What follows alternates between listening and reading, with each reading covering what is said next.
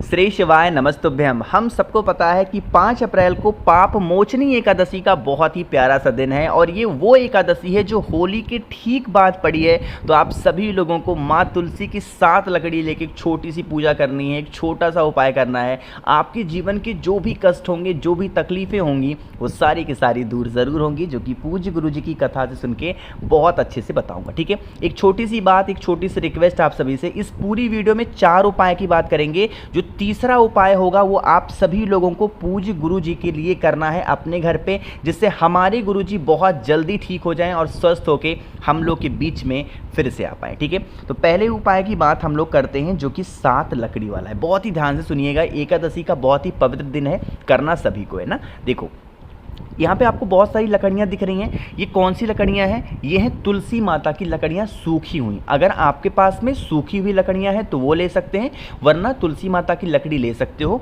एक छोटी सी लकड़ी लेना, उसके 7 टुकड़े कर लेना, है ना। अब बात यहाँ पे ये आती है कि भैया एकादशी है तो हम तोड़ सकते नहीं। तो बिल्कुल सही बात है, एकादशी के दिन माँ तुलसी के पौधे को छूते भी नहीं है, तोड़ना तो बहुत दूर की बात है। ठीक है ना, तो आप तोड़ोगे नहीं। जो लकड़ी नीचे गिरी हुई हो, छोटी सी ही गिरी है, उसके 7 टुकड़े कर लो।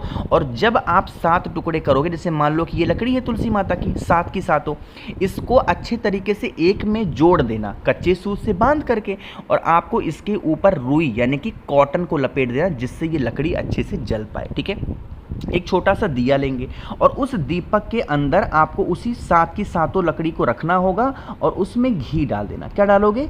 घी डाल देना। और उसके बाद में अब इसको ही जला करके, इस 7 लकड़ी के दीपक को जला के हमें आरती करनी है। अब आरती करने का नियम यहाँ पे चेंज होता है, मेरी बात सुनिएगा।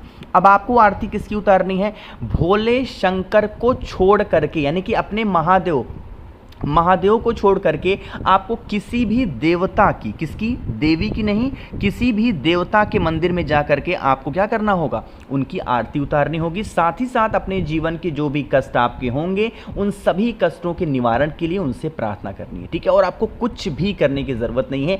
एकादशी पे इन 7 लकड़ियों से जो भी व्यक्ति आरती उतार देता है किसी भी देवता की, उनके घर में कोई भी संकट नहीं आते। अगर आप विष्णु भगवान की आरती उतारते हैं तब तो सबसे अच्छी बात होगी। ठीक है, करिएगा ज़रूर। तो यहाँ पे हम सभी लोगों ने पहले उपाय की बात की है।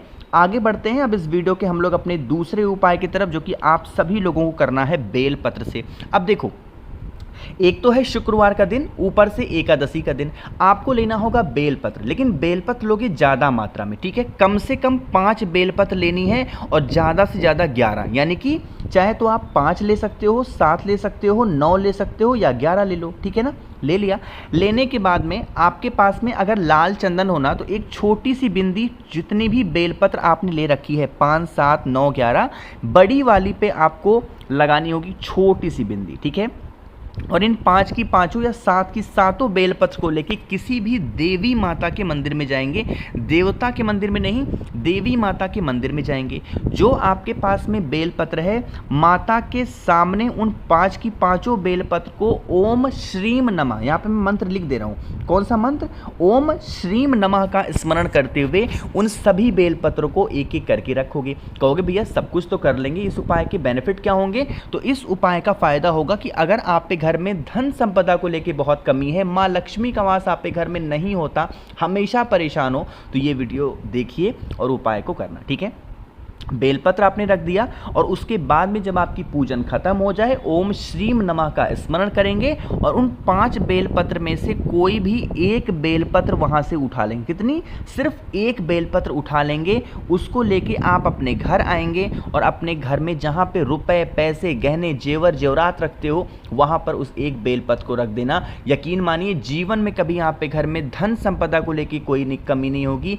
हमेशा माँ लक्ष्मी का वास आप पे घर में बना हुआ होगा। बहुत स्पेशल सा, बहुत प्यारा सा उपाय है। शुक्रवार के दिन जो भी एकादशी पड़ती है, अगर इस उपाय को हम किसी भी देवी माता के मंदिर में कर लेते हैं तो हमारे घर में धन संपदा बहुत ज़्यादा होती है। ठीक है ना, करिएगा ज़रूर। तो यहाँ पे 2 उपाय की बात हो गई है। अब जो मैंने वीडियो के स्टार्टिंग में आपसे कही थी कि जो तीसरा उपाय होगा वो हम सभी लोगों को हमारे पूज्य गुरु जी के लिए करना है, जिससे उनके स्वास्थ्य में सुधार हो। क्योंकि अभी भी आप लोगों ने मेरी वीडियोस देखी होगी, मैंने बताया था कि 70% सुधार उनकी सेहत में देखी गई है, डॉक्टरों के द्वारा कहा गया है। तो अब उस 70% को 100% बनाने के लिए एक छोटा सा उपाय हम सभी को गुरु जी के लिए करना है। ठीक है, समझिएगा अब तीसरे उपाय को। लेकिन उससे पहले एक छोटा सा काम और कर दो, वह वीडियो को लाइक कर दीजिए और जितने भाई बहन आवाज़ पहली बार सुन रहे हैं चैनल को सब्सक्राइब करेंगे, है ना। देखो समझिएगा, स्क्रीन पे आपको काला तिल दिख रहा है, तो किसी भी प्रकार की बीमारी को दूर करने के लिए अगर आपने गुरुजी की कथा ध्यान से सुनते हो तो वो काले तिल की बात ज़रूर बताते हैं। ठीक है, तो आपको एक चुटकी काला तिल लेना, ठीक है, ले लिया। साथ ही साथ एक तांबे का लोटा लेंगे और उस तांबे के लोटे में जल भरेंगे और वो जल होना चाहिए आपका अपने घर का। ठीक है, जल भर लिया। दो चीज़ों की और ज़रूरत है। पहली चीज़ की ज़रूरत होगी केसर ले सकते हो, ठीक है, क्योंकि इस उपाय के लिए हमें कुछ सुगंधित चीज़ों को चाहिए। अगर केसर मिल जाए आसानी से तो बहुत अच्छी बात है। केसर नहीं मिलता है तो अगर आपके घर में इत्र पड़ा हुआ हो, इत्र रखा हुआ है, तो इत्र का भी आप इस्तेमाल कर सकते हैं। ठीक है, अब देखो ये जो आपने कलश में जल लिया है ना, इसी जल के अंदर चाहे तो इत्र डाल देना या फिर केसर डाल देना, है ना। और काले तिल को मत डालना, उसको लेंगे और पहुंच जाएंगे भोले शंकर के शिवलिंग के पास में।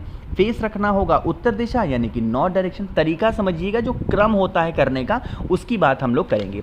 आपके पास में काला तिल है, उस काले तिल को अभी समर्पित नहीं करना, पहले ही करना है एक लोटा सुगंधित जल जो मैंने आपको दिखाया है वो भोले शंकर के शिवलिंग के ऊपर श्री शिवाय नमस्तुभ्यम बोल करके समर्पित करेंगे। क्या बोलोगे?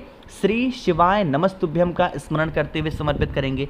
अब यहाँ पे जो बताऊंगा काले तिल की बात, वो मेरी बात सुनिएगा। यहाँ पे मैं एक नाम लिख रहा हूँ महादेव का, उस नाम को आप नोट करेंगे, ठीक है।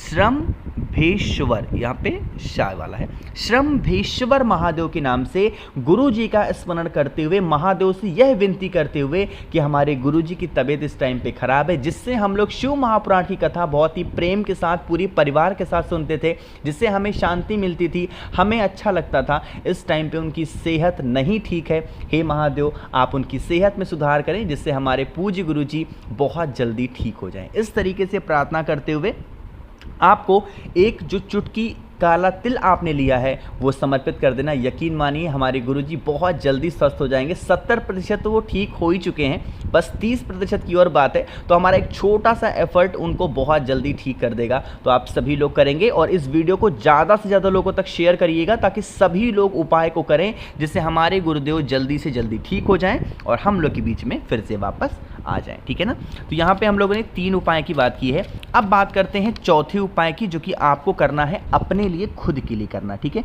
और ये वीडियो का आखिरी उपाय है।